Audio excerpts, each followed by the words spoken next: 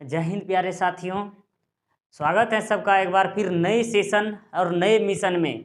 तो आप लोग, हमें उम्मीद है आप लोग ठीक ठाक होंगे। तो आज से हम लोग एक नई पहल, एक नई सोच और एक नई उमंग के साथ हम लोग नए सेशन की शुरुआत करने जा रहे हैं।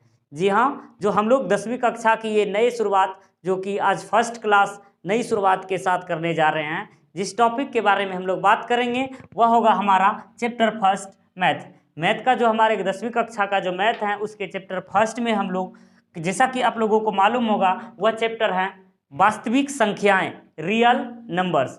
आज हम लोग इसी चैप्टर्स के बारे में पढ़ेंगे और जानेंगे कि वास्तविक संख्याओं में किस प्रकार के प्रश्न आने वाले हैं और किस प्रकार के प्रश्न, इसको हम लोग स्टेप बाय स्टेप हर एक प्रश्नों को एनसीईआरटी का पूरा सॉल्यूशन अब मिलने वाले हैं। आ गए हैं एक फिर नए आगाज के साथ। एनसीईआरटी का टेंशन आप लोग मत लीजिएगा, तो हम आपके साथ हैं। तो यहाँ हम लोग वास्तविक संख्याओं को जानेंगे।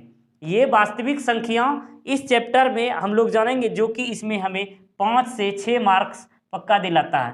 5 से 6 अंक इसमें दिलाते हैं, ये कन्फर्म है। यह चैप्टर हमें 5 से 6 मार्क्स दिलाता है, और जो हम लोग जिस तरह से हम लोग पढ़ेंगे तो हमें उम्मीद है आप लोग इस अंक को प्राप्त करेंगे ही करेंगे। तो हम लोग इस चैप्टर्स को देख लेते हैं वास्तविक संख्याओं में से।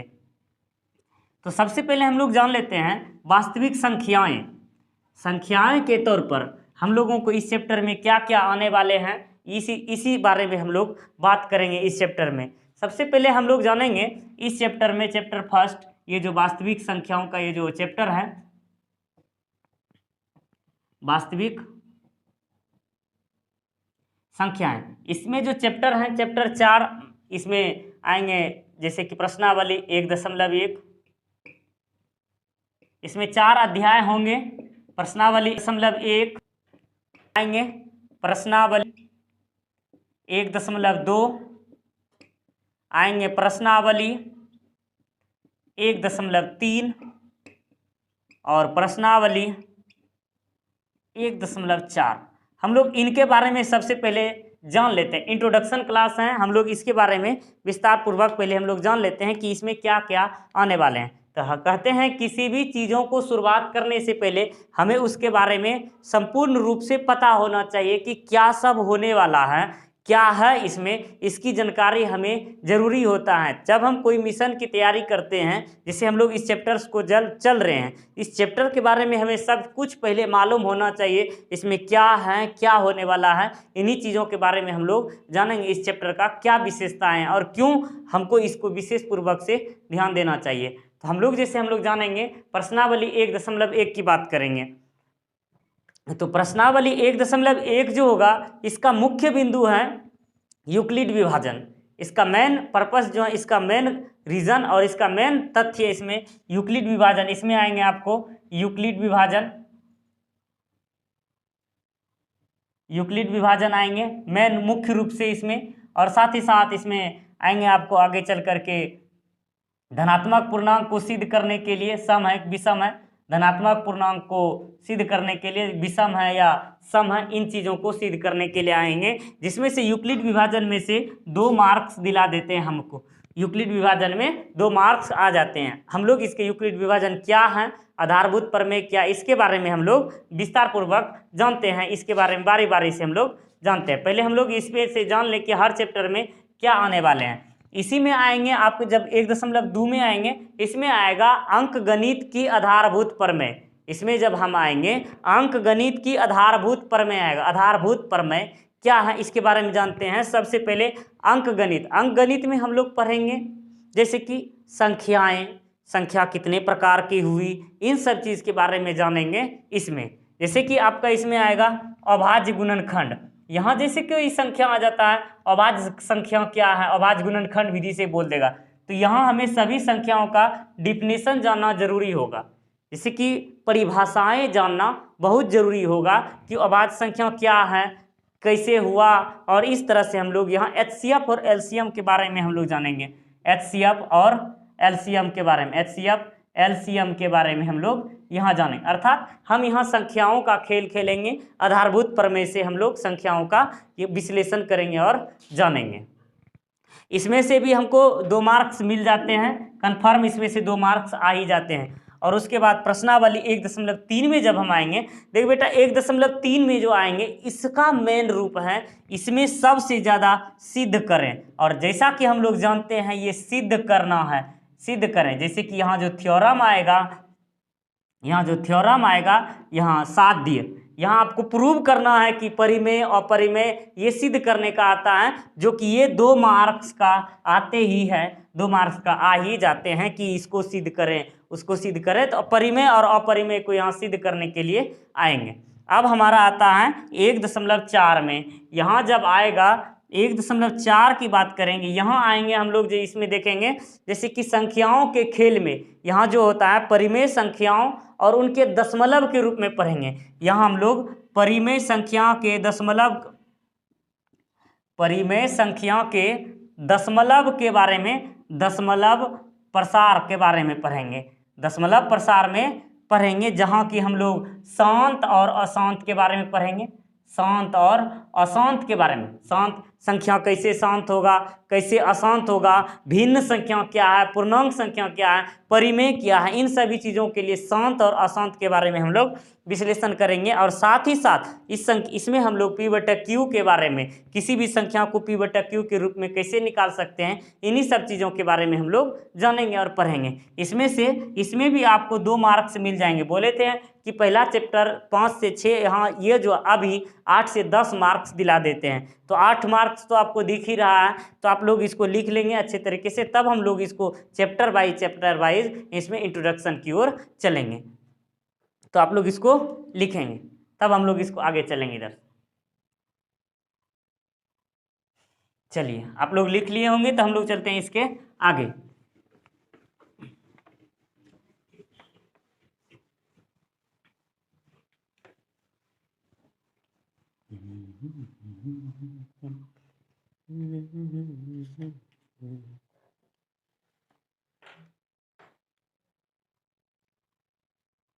देखिए अब हम लोग सबसे पहले लेते हैं आधारभूत प्रमेय को। ये जो आधारभूत प्रमेय हम लोग पढ़ेंगे, ये क्या है आधारभूत प्रमेय। जैसे कि हम लोग बात किए हुए थे आधारभूत प्रमेय के बारे में, कि अब आधारभूत प्रमेय पढ़ेंगे, आधारभूत प्रमेय का संख्याओं का पुनर्भ्रमण पढ़ेंगे, यूक्लिड विभाजन पढ़ेंगे। पहले हम लोग इसको जान लेते हैं आधारभूत प्रमेय क्या है। प्रत्येक भाज्य संख्या को कहा जाता है, इसमें से इसका कथन है आधारभूत प्रमेय का, प्रत्येक भाज्य संख्या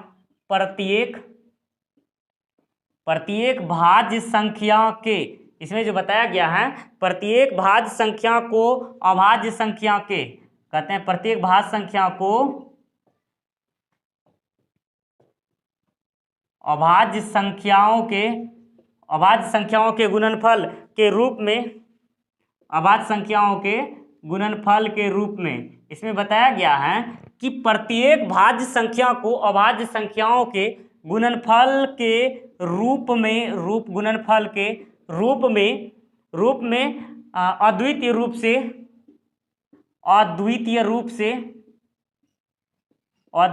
से विभक्त किया जा सकता है, इसका कहना था किसी भी संख्या को, जैसे किसी भी भाज्य संख्या को अभाज्य संख्याओं के गुणनफल के रूप में विभक्त किया जाता है। ये आधारभूत प्रमेय का कथन है।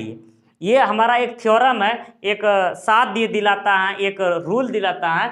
जैसे कि आधारभूत प्रमेय का कथन क्या है, जैसे यूक्लिड का कथन है कुछ, और आधारभूत प्रमेय ये कथन को सिद्ध करता है कि कोई भी भाज्य संख्या है उसको अभाज्य संख्याओं के गुणनफल के रूप में अद्वितीय रूप से विभक्त किया जा सकता है। इसका हम लोग विश्लेषण 1.2 में पढ़ेंगे आधारभूत प्रमेय क्या है। आधारभूत प्रमेय जैसे कि इसका कहना है, कोई संख्या ले लीजिए आप भाज्य संख्या, जैसे कि हम लोगों को मालूम है सबसे छोटी भाज्य संख्या 4 है, सबसे छोटी भाज्य संख्या 4, सबसे छोटी भाज्य संख्या जैसे 4 हुआ, सबसे छोटी भाज्य संख्या 4। अब हम लोग इसका कहना भाज्य संख्याओं के अभाज्य संख्याओं के गुणनफल के रूप में विभक्त किया जाता है। इसको अभाज्य संख्याओं के रूप में विभक्त कर सकते हैं, हाँ कर सकते हैं। और सबसे छोटी अभाज्य संख्या जो होती है, सबसे छोटी अभाज्य संख्या 2 होती है, सबसे छोटी अभाज्य संख्या 2, और सबसे छोटी भाज्य संख्याओं हमारे 4 होती हैं। तो यहाँ इसी का कहना था, भाज्य संख्याओं को हम लोग अभाज्य संख्याओं के गुणनखंड के रूप में यानी गुणनफल के रूप में विभक्त कर सकते हैं। यही था हमारा आधारभूत प्रमेय। आधारभूत प्रमेय का ये कथन था। उसके बाद आ जाता है हमारा यूक्लिड विभाजन। अब यहाँ आते हैं यूक्लिड विभाजन एल्गोरिथ्म। सबसे पहले हम लोग जान लेते हैं एल्गोरिथ्म आएगा। एल्गोरिथ्म क्या है? या तो हमारा साध्य, एल्गोरिथ्म, प्रमेय, जिसको हम लोग प्रमेय भी कहेंगे। एल्गोरिथ्म जो होता है सुभाजित चरणों में एक श्रृंखला में, कहता है सुपरिभाषित चरणों में, सुपरिभाषित चरणों में एक श्रृंखलाबद्ध, सुपरिभाषित चरणों में एक श्रृंखला है जो विशेष, जो कि बता रहा है कि ये जो एल्गोरिथम एक सुपरिभाषित चरणों में एक श्रृंखला है कि जो विशेष प्रकार की समस्या को, जो विशेष प्रकार की समस्या को हल करने, विशेष प्रकार की समस्या को हल करने की विशेष प्रकार की समस्या को हल करने की विधि को प्रदान करती हैं, विधि को प्रदान करती हैं। एल्गोरिथ्म क्या है? देखना बेटा सवाल बहुत अच्छे तरीके से कि इसका डिफिनेशन जानना जरूरी है कि एल्गोरिथ्म है क्या। जैसे हम लोगों का चैप्टर में आएगा यूक्लिड विभाजन एल्गोरिथ्म से हल करें, यूक्लिड विभाजन एल्गोरिथ्म से हल करें। तो यहाँ कह रहा है सुपरिभाषित चरणों में एक श्रृंखला है। यह कहता है सुपरिभाषित चरणों की एक श्रृंखला है। यहाँ तो लिख सकते हैं सुपरिभाषित चरणों की एक श्रृंखला है जो विशेष प्रकार की समस्या को हल करने की विधि को प्रदान करती है। उसको हम लोग एल्गोरिथ्म कहेंगे, या तो एक प्रमेय को सिद्ध करने का एक नियम कहेंगे। ये हो जाएगा हमारा एल्गोरिथ्म। एल्गोरिथम के बाद हम लोग धीरे धीरे उस पॉइंट पर आ रहे हैं जो कहना चाह रहे हैं। इसमें आएगा हम लोगों का चैप्टर में यूक्लिड विभाजन एल्गोरिथम, यूक्लिड विभाजन एल्गोरिथम आएंगे। उसके बारे में यूक्लिड विभाजन एल्गोरिथम, उसके बारे में जानना है कि अब यूक्लिड विभाजन एल्गोरिथम क्या है।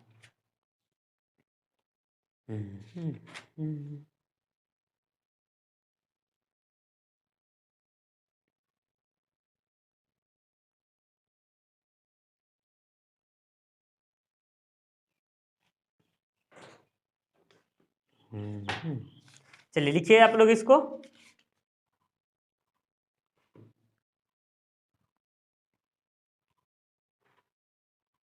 लिख लिए। चलते हैं हम लोग इसके अगले चरण में, अगले स्टेप में इसका क्या है।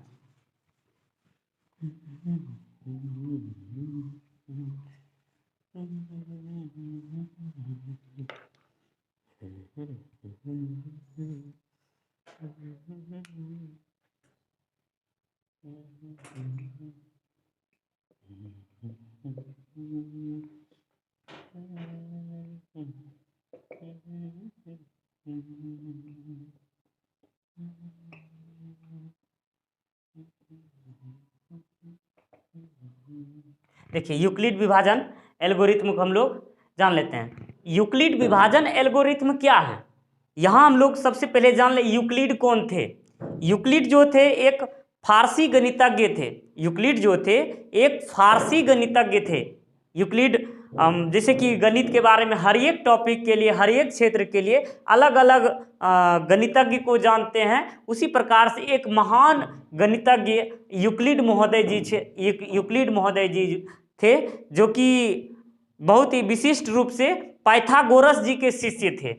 तो यह जो थे, इन्होंने अपने थ्योरम के लिए अपने नियम को एक विकसित किया, जिसमें बताया कि किसी भी दो धनात्मक संख्याओं के लिए, कहता है प्रत्येक धनात्मक पूर्णांक, इसका कहना है कि प्रत्येक धनात्मक पूर्णांक, जितना भी संख्या है पॉजिटिव संख्या, प्रत्येक धनात्मक पूर्णांक, इसमें बताया प्रत्येक धनात्मक पूर्णांक अर्थात प्राकृत संख्या, ये जो प्राकृत संख्या है, प्रत्येक धनात्मक पूर्णांक प्राकृत संख्या ए को किसी अन्य यहाँ कहना है प्रत्येक धनात्मक पूर्णांक या प्राकृत संख्या a को किसी अन्य धनात्मक पूर्णांक, इसको मिटा देते हैं नीचे का, प्रत्येक धनात्मक पूर्णांक यानी प्राकृत संख्या a को किसी अन्य धनात्मक पूर्णांक b से विभाजित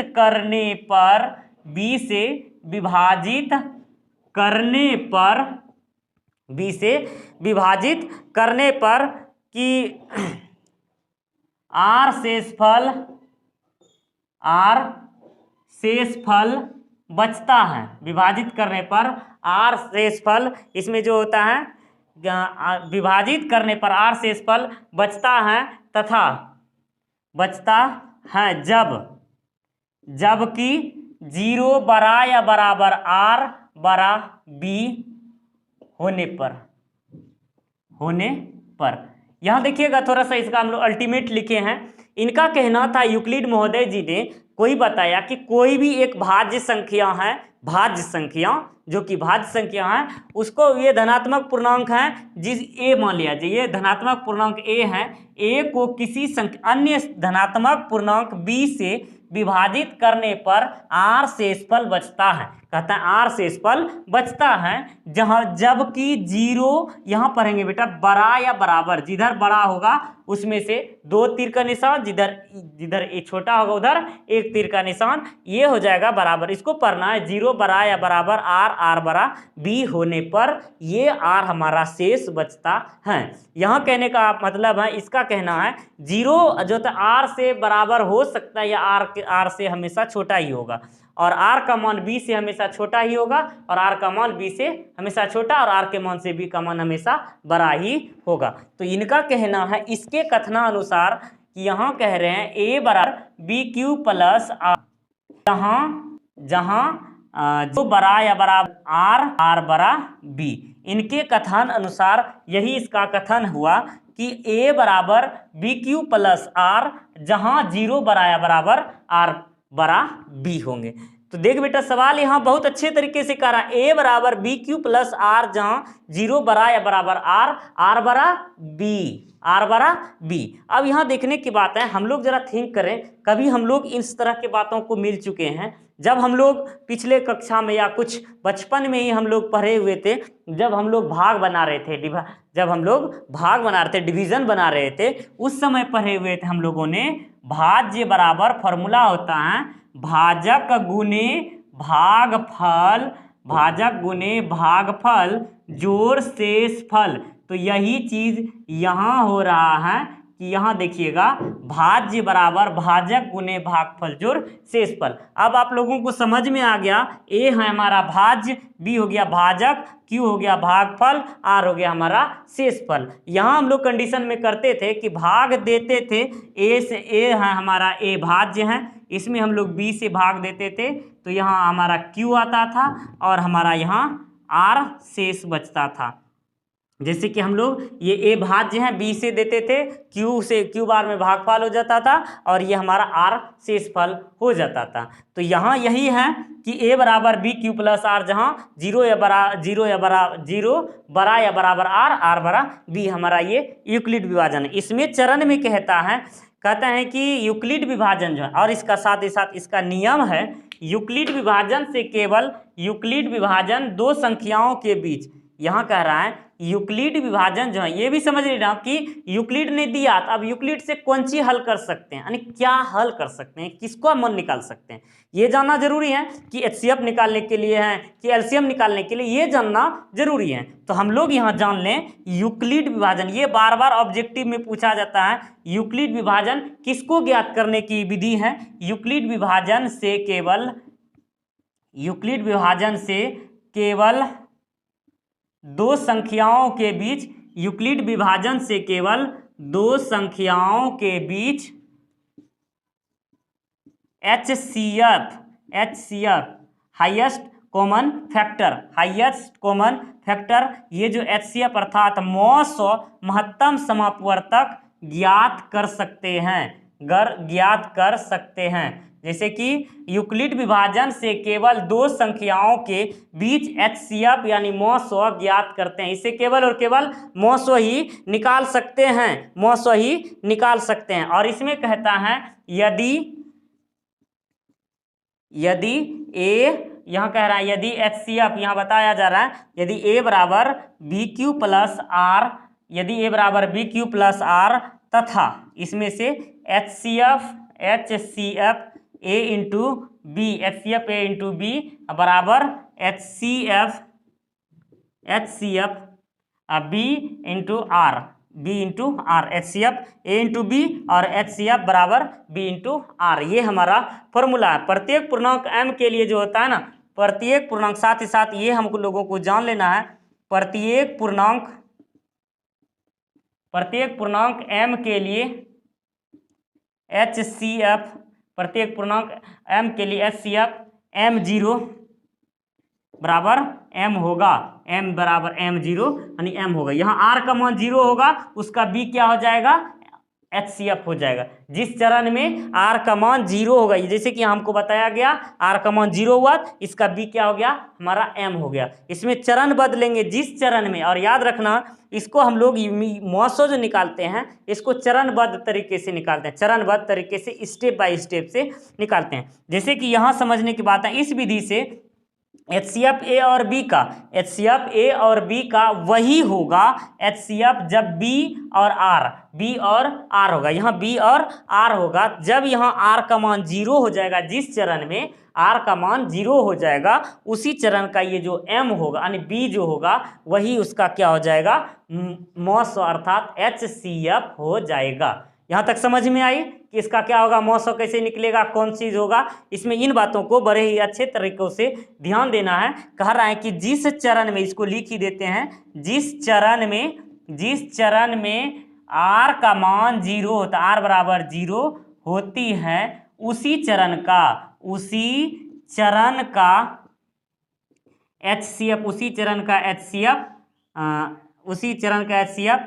उसी चरण का B लिख देंगे।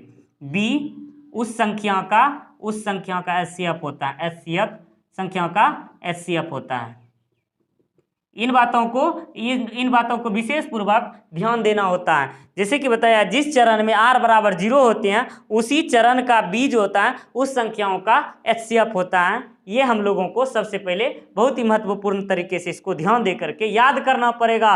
और दिमाग का ये जो सेटअप है, दिमाग का ये जो सैटेलाइट है, ये जो दिमाग का ये जो बहुत दिनों से जंग लगा हुआ है, बड़े दिनों के बाद आए हुए हैं, तो जंग लगा हुआ, इनको दूर करने के लिए सबसे पहले इसको हमको ध्यानपूर्वक याद करना होगा, देखना होगा। इसको रिवीजन में देखते हैं। प्रत्येक धनात्मक पूर्णांक प्राकृत की A को अन्य धनात्मक पूर्णांक B से विभाजित करने पर R से शेषफल बचता है, जबकि 0 बराबर R बराबर B होता है। फिर कहता है कि A बराबर BQ प्लस R, जहाँ 0 बराबर R बराबर B होता है। यूक्लिड विभाजन कहता है A बराबर BQ प्लस R, जहाँ 0 बराबर R बराबर B होता है। इसमें बताया गया यूक्लिड विभाजन केवल और केवल HCF ज्ञात करने की तकनीक है। अभी तक में हम लोगों ने जाना है कि HCF केवल यूक्लिड विभाजन जो है केवल HCF ज्ञात करने की एक तकनीक है। और दूसरे में पढ़ा कि A बराबर BQ प्लस R होता है, जहाँ की HCF A, B और बराबर HCF B, R हो गया। फिर आगे आता है प्रत्येक पूर्णांक M के लिए HCF M0 जो होता है M होगा। फिर कहता है जिस चरण में R का मान 0 होते हैं उसी चरण का B जो होता है उस संख्या का HCF होता है। यहाँ तक समझ में आ गई है। यहाँ तक एक इसका हम लोग एग्जाम्पल देखते हैं। आप लोग इसको लिख लिए होंगे, लिख लीजिए, इसको नोट्स कर लीजिए और दिमाग में अच्छे तरीके से इसको डाल लीजिए ताकि आगे आपको काम आता रहेगा। हम लोग इसके एग्जाम्पल से कुछ समझते हैं। इसका कुछ एग्जाम्पल लेते हैं यूक्लिड विभाजन को समझने के लिए। जैसे हमारा मान लिया जाए कोई दो संख्याओं को ले लिया मैंने, जैसे कि एनसीईआरटी के बुक का ही ले लेते हैं। 135 और 225 को बोलेंगे कि यूक्लिड विभाजन से हल कीजिए, यूक्लिड विभाजन से इसको हल कीजिए। सबसे पहले इन बातों को हमें ध्यान देना होगा कि यहाँ दिया है, सॉल्व से दिया है A का मान 135 और B का मान दिया है 225। 135 और 225। यहाँ देख लेना है कि हम भाग देते हैं बी में, अगर मान लिया जाए अपोजिट हो जाएगा, उल्टा हो जाए, या इधर पहले बड़ा हो जाए बाद में छोटा हो जाए, तो उससे कोई दिक्कत नहीं है, उसको सीधा कर लेंगे। तो यहाँ ए का मान जो हो गया 135, बी का मान 225, तो यहाँ डायरेक्ट लिख देंगे यूक्लिड विभाजन एल्गोरिथम से, यूक्लिड विभाजन एल्गोरिथम से, एल्गोरिथम से, यूक्लिड विभाजन एल्गोरिथम से हम लोग इसको मिटा देते हैं, आप लोग लिख लिए ही होंगे।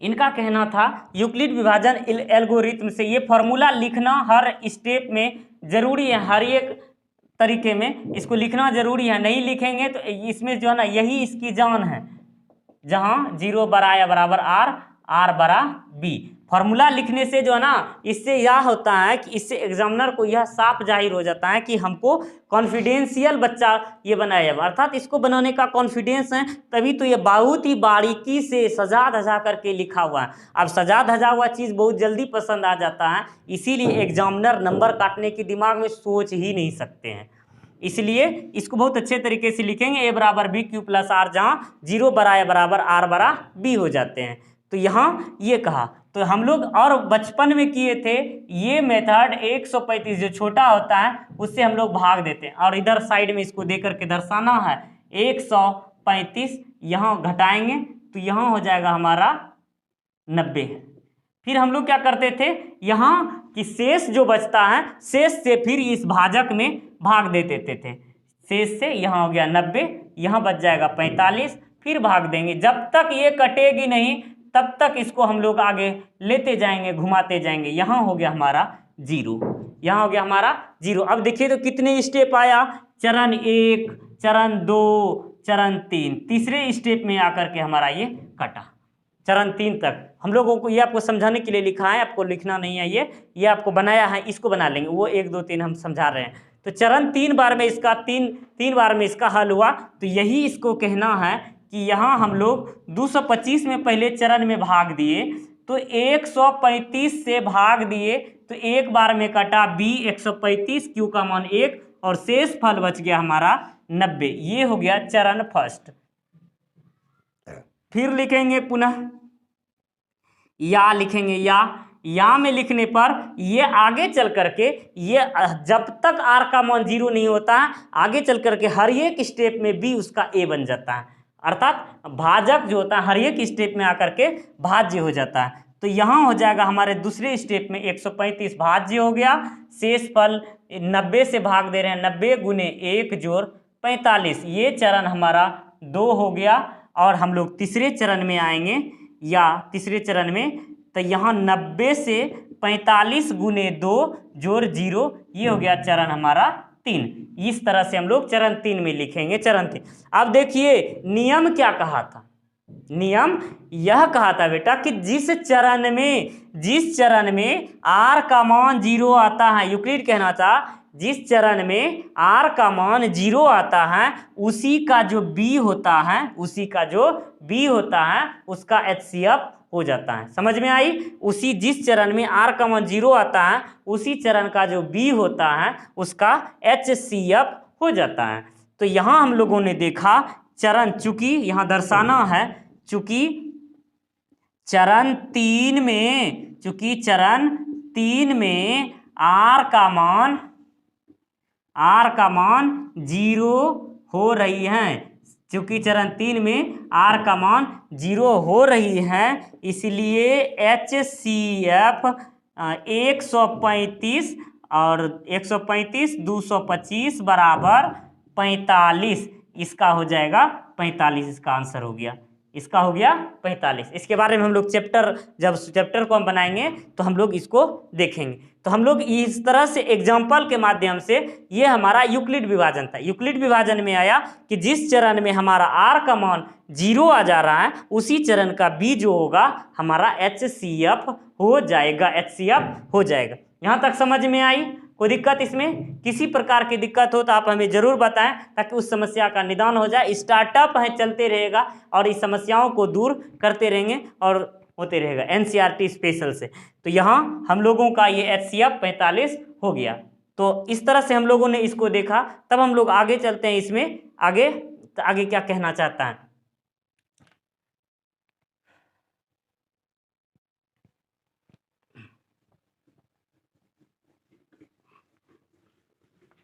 अब जब हम लोग अगले दूसरे स्टेप में आएंगे, दूसरे तौर पर आते हैं अभाज्य गुणनखंड वाले में। अब सबसे पहले हम लोगों को यहाँ जान लेना होगा अभाज्य गुणनखंड। जैसे कि हम लोग जब ये पहले अध्याय में था, इसमें पहले अध्याय में और वहाँ, तो जब दूसरे अध्याय में पहुँचेंगे हम लोग 1.2 में, वहाँ अलग से होगा। तीसरे में पहुँचेंगे उस वहाँ भी अलग से होंगे। और जैसे कि इसमें बताया जा रहा है, अब हम लोग पहले संख्याओं को जान लेते हैं। यहाँ जो हमारा ये संख्याएं हैं, इन संख्याओं के बारे में हम लोग विशेष पूर्वक जान लेते हैं कि संख्या क्या है और किस प्रकार से है। जैसे कि हम लोग पहले जानते हैं। अब जैसे कि इसमें हर एक स्टेप का अलग अलग होगा, हर चैप्टर का। तो यहाँ सबसे पहले आएगा संख्याएं, जैसे नंबर्स हैं, संख्याएं। ये जो हमारा संख्याएं आएगा,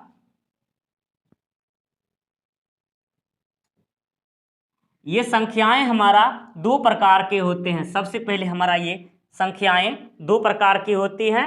पहला होता है वास्तविक संख्याएं। वास्तविक संख्याएं, वास्तविक संख्याएं जिसको हम लोग रियल नंबर कहते हैं, जिसको हम लोग रियल नंबर कहते हैं। वास्तविक संख्याएं जिसको हम लोग रियल नंबर कहते हैं। दूसरा होता है हमारा अवास्तविक संख्याएं। अवास्तविक संख्याएं जिसको हम लोग, अवास्तविक संख्याओं को हम लोग काल्पनिक संख्याएं कहते हैं, जिसको हम लोग इमेजिनरी, काल्पनिक संख्याएं, उसको हम लोग काल्पनिक संख्याएं कहते हैं। ये 2 प्रकार के हुआ। संख्याएं कितने प्रकार के? संख्याएं 2 प्रकार के होता है। जैसे हम लोग इसको हम लोग इमेजिनरी नंबर कहेंगे। Imaginary number, imaginary number.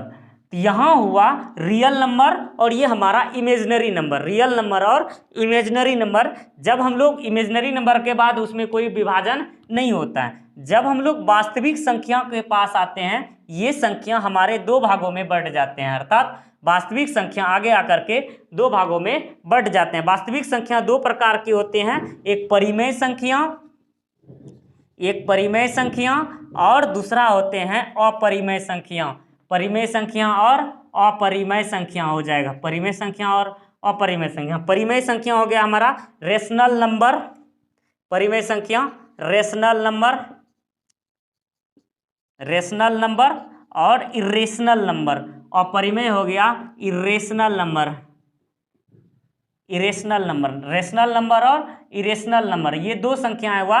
Rational number और इरेशनल नंबर दोनों संख्याएं हुआ। जब आगे हम लोग और बढ़ेंगे, परिमेय संख्या 2 भागों में बंट जाती हैं। परिमेय संख्या भी 2 भागों में बंट जाती हैं। एक हो जाता हमारा पूर्णांक संख्या, पूर्णांक। परिमेय संख्या आगे चल करके ये 2 भाग में बटेंगे। पूर्णांक जिसको हम लोग इंटीजर्स नंबर कहते हैं, पूर्णांक को हम लोग इंटीजर्स नंबर कहते हैं, इंटीजर्स नंबर कहेंगे।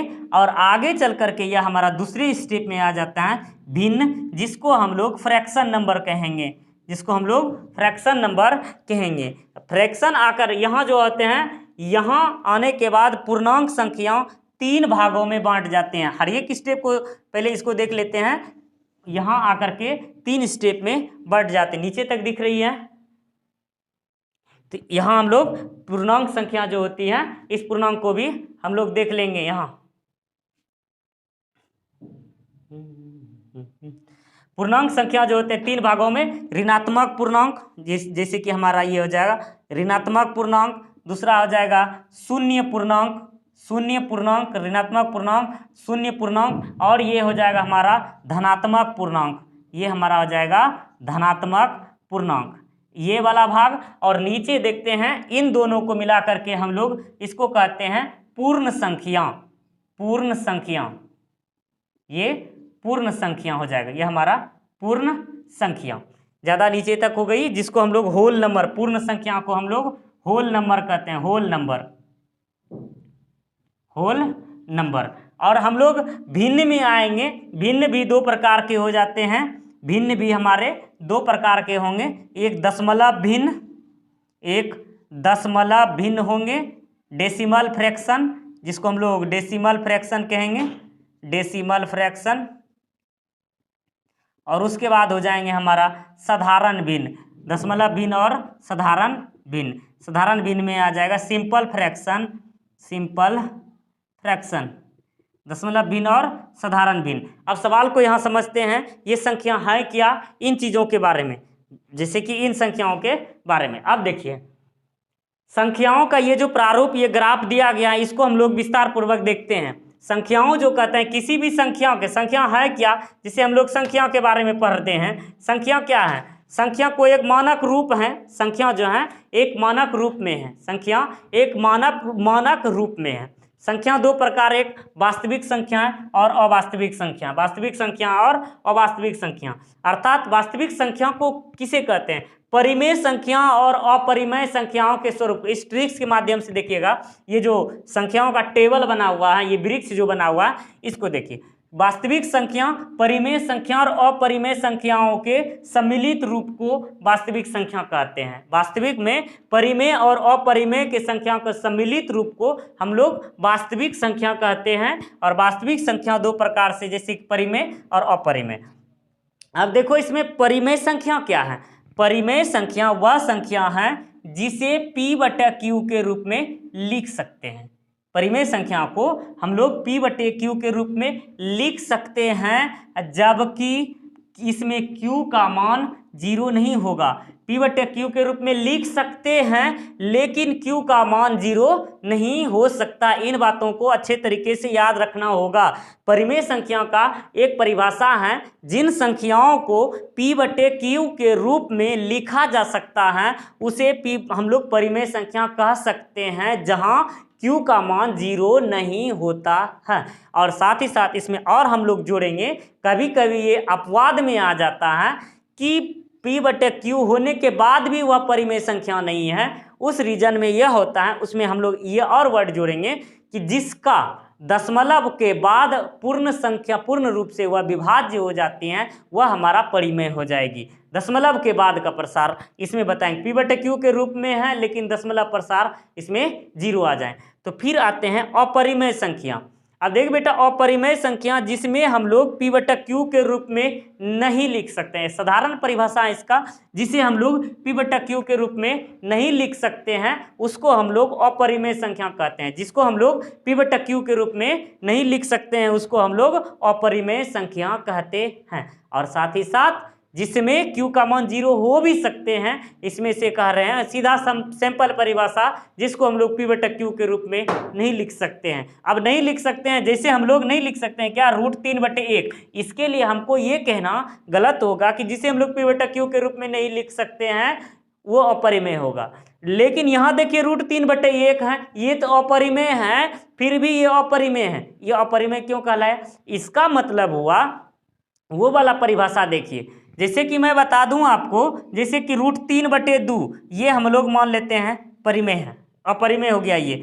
जैसे कि बताया जा रहा है कि P/Q के रूप में लिखना सिर्फ सिंपल नहीं है, इसके लिए विशेष रूप से दशमलव के बाद का जो प्रसार है वो अवसानी हो जाए, अर्थात अनावृत हो जाए, यानी बार बार वो एक ही संख्या आने लगे या पूर्ण रूप से विभाज्य नहीं हो, वो हो जाएंगे अपरिमेय। लेकिन परिमेय का यह रूल है कि दशमलव के बाद का प्रसार जो है पूर्णतः विभक्त हो जाए। हालांकि हम लोग याद करते हैं यही, जिसे हम लोग P/Q के रूप में नहीं लिख सकते हैं उसको अपरिमेय संख्या कहते हैं। ये परिभाषा हमारा गलत हो जाता है, इसलिए इसमें एक वर्ड जोड़ना है, तथा दशमलव प्रसार के बाद पूर्ण रूप से अनवसानी हो जाए या अवसानी हो जाए तो वह अपरिमेय संख्या कहलाता है। अर्थात दशमलव के बाद पूर्ण रूप से संख्या विभाज्य नहीं होती है। यहाँ परिमेय और अपरिमेय समझ में आ गई, परिमेय और अपरिमेय। आगे हम लोग देखते हैं पूर्णांक संख्या किसे कहते हैं। अब आएंगे पूर्णांक संख्या। इसके परिमेय संख्या को हम लोग दो भागों में बांटे, पूर्णांक संख्या और भिन्न संख्या। पूर्णांक संख्या क्या है, इसमें आएंगे धनात्मक और ऋणात्मक संख्याओं के समूह को, ऋणात्मक, शून्य और धनात्मक संख्याओं के समूह को हम लोग पूर्णांक संख्या कहेंगे।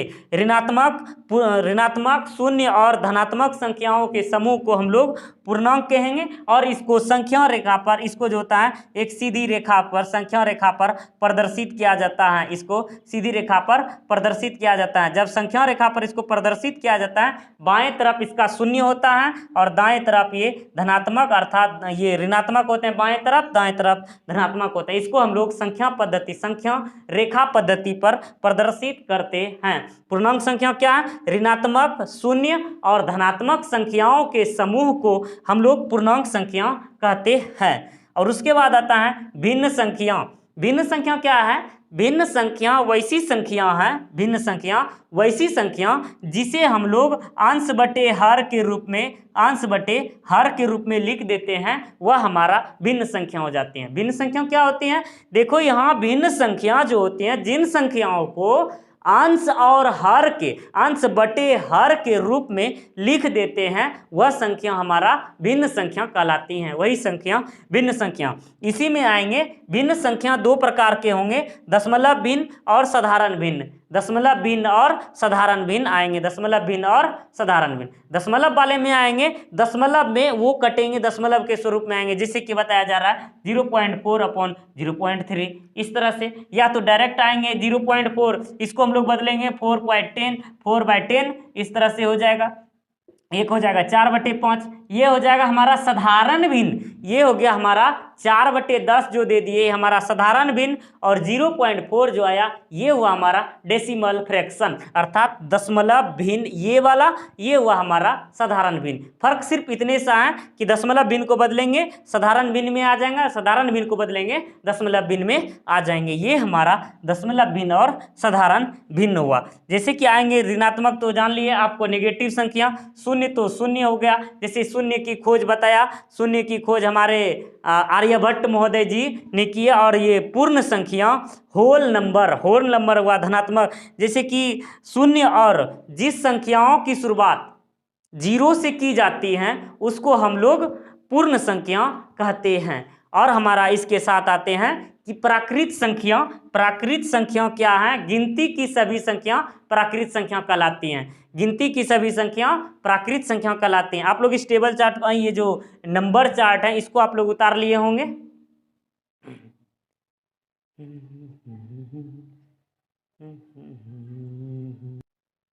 तो इसको आप लोग लिख लिए होंगे। इस टेबल के माध्यम से पूरे संख्याओं का ग्राफ पलट कर रख दिए, इस संख्या के माध्यम से, इस ग्राफ के माध्यम से सारे के सारे संख्याओं का ग्राफ पलट गया। अब हम लोग आगे देखेंगे कुछ स्पेशल में, कुछ स्पेशल नंबर के साथ इसमें।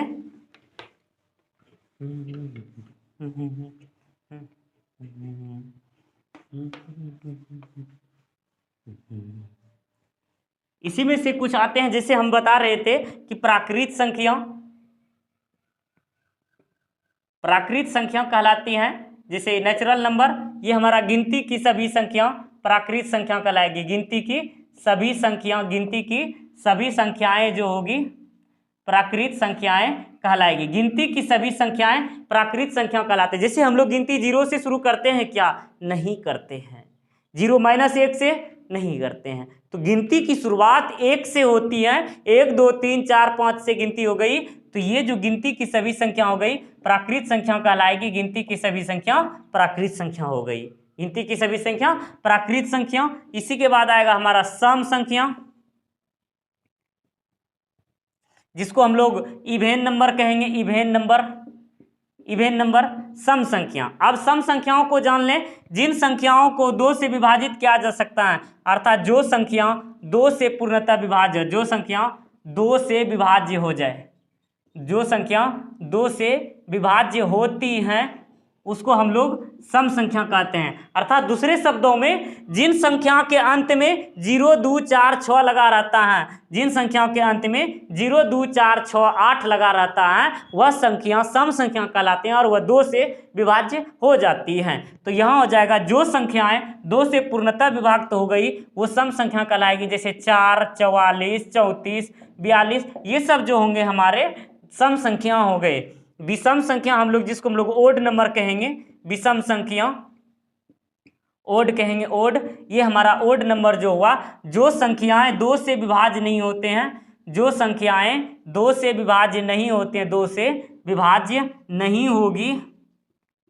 विभाज्य नहीं होती हैं उसको हम लोग इसको हम लोग विषम संख्या कहते हैं। जो संख्या 2 से विभाज्य नहीं होती हैं उसको हम लोग ये विषम संख्या कहते हैं। जो संख्या 2 से विभाज्य नहीं हुआ उसको हम लोग विषम संख्या कहेंगे। जैसे कि 13 हो गया, 15, 17, 19, 29 और इस तरह से जो होगा आगे चलते जाएंगे। ये हमारा जो संख्या 2 से विभाज्य नहीं होगा वह हमारा विषम संख्या कहलाएंगे, वह हमारा विषम संख्या कहलाती हैं। 1 से शुरू होगी, 1, 3, 5, 7, 9, 11, 13, 15, 17 इस प्रकार से चलते रहेंगे। आते हैं हम लोग अभाज्य संख्याओं में, कहते हैं अभाज्य संख्या। ये जो हमारा अभाज्य संख्या हुआ, अभाज्य संख्या को अभाज्य संख्या वह संख्या जिस संख्या का केवल और केवल जिस संख्या का केवल 2 गुणनखंड होता है, केवल 2 गुणनखंड होता है, जिस संख्या का केवल 2 गुणनखंड होता है अभाज्य संख्या कहलाते हैं। अब देखिए इसका जिस संख्या का केवल और केवल 2 ही संख्या गुणनखंड हो सकती हैं उसको हम लोग अभाज्य संख्या कहते हैं।